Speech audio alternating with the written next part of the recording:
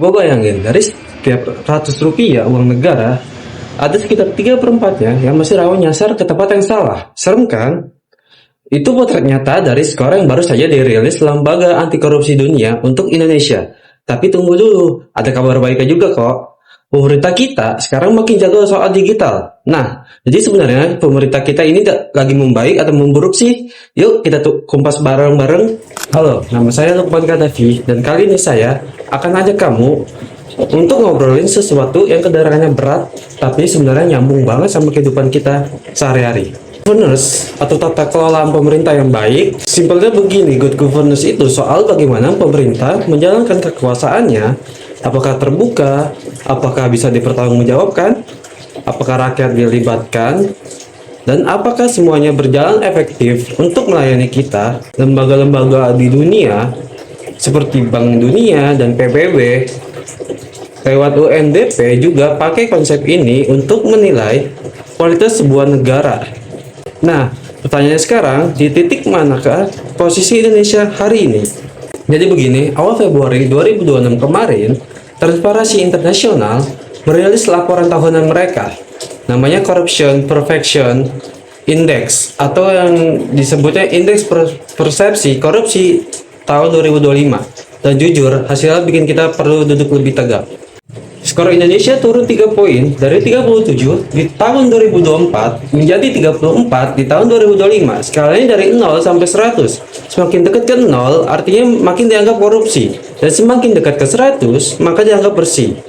Dan bukan cuma skor yang turun, peringkat kita juga ikut proses 10 tingkat. Dari yang awalnya 99 menjadi posisi 109 dari 182 negara yang disurvei. Coba bayangin, terus 10 peringkat dalam setahun, itu jaraknya lumayan jauh loh. Kalau kita bandingkan sama tetangga sendiri di Asia Tenggara, posisi kita masih di bawah Timur Leste, Malaysia, dan Vietnam. Menurut Indonesia Corruption Watch, ada 3 hal besar yang bikin skor kita turun. Yang pertama, konflik kepentingan. 2, nepotisme. 3, dan pola-pola patronas. Indeks ini gak cukup mengukur soal suap menyuap. Ada banyak hal yang dinilai, mulai dari penyalahgunaan anggaran sampai apakah pelapor dan jurnalis yang membongkar kasus korupsi benar-benar dilindungi atau justru dibiarkan sendirian. Jadi, angka 34 ini sebenarnya cerminan dari banyak hal. Bukan soal korupsi, tapi soal seberapa terbuka dan bertanggung jawab sistem pemerintahan kita secara keseluruhan. Tapi cerita ini gak berhenti di kabar yang bikin geleng-geleng kepala saja. Ada sisi lain yang justru menunjukkan arah sebaliknya, yaitu soal transformasi digital pemerintahan. Kementerian PANRB mencatat indeks sistem pemerintahan berbasis elektronik atau SBBE di berbagai instansi terus merangkak naik. Contohnya di Kabupaten Lampung Selatan, indeksnya naik dari 3,08 di tahun 2024 menjadi 3,34 di tahun 2025. Provinsi Kalimantan Tengah bahkan sudah mencapai 3,41, masuk kategori yang baik dan cukup membanggakan. Kementerian Pendidikan Dasar dan Menengah untuk pertama kalinya meraih kategori tertinggi, yaitu dengan skor 4,23. Ini bukan sekedar angka di atas kertas loh. SPBE ini nyambung langsung sama layanan yang kita rasakan sehari-hari. Mulai dari urus izin usaha cara online, layanan administrasi kependudukan, sampai transparansi anggaran daerah yang sekarang bisa kita cek sendiri. Bahkan mulai tahun 2026, penilaiannya bahkan makin fokus ke seberapa puas kita penggunanya, bukan cuma seberapa lengkap sistemnya. Nah, sekarang pertanyaannya, gimana kita menyikapi dua data yang kelihatannya bertolak belakang ini? Satu turun, dan satu yang lagi naik. Menurut kerangka Good Governance yang dipakai UNDP, tata kelolaan yang baik itu sebenarnya dibangun dari 8 prinsip.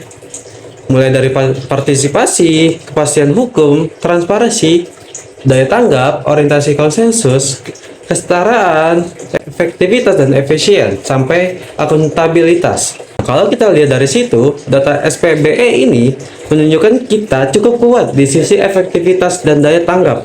Pemerintah memang cepat dan gampang diakses secara teknis, tapi di sisi lain, skor CPI yang turun itu menunjukkan sisi akuntabilitas dan kepastian hukum kita justru sedang melemah. Jadi bisa makin canggih, tapi kepercayaan terhadap orang-orang di dalam sistem itu malah menurun.